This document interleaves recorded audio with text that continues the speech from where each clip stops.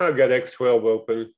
I'm going to go to open plan. I wanted to show you, this is something I just got a new computer, and I haven't set this up on the new iteration of X12.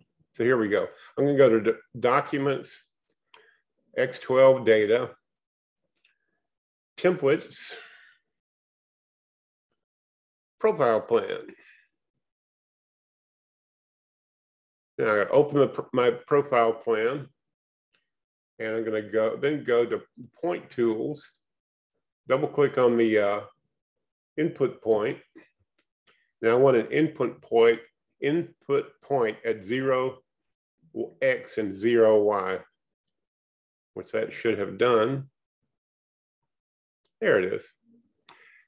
Now, what I like to do is have that pointer for every new plan I create.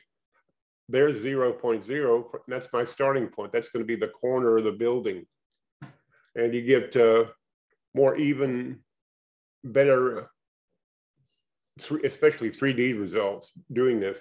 Now, I got the template open, so I'll save that. And then now when I go to new plans, new plan, there's that X in all future plans. And I had that on my old computer, and I just haven't put it in on this one. So but I thought I'd share this.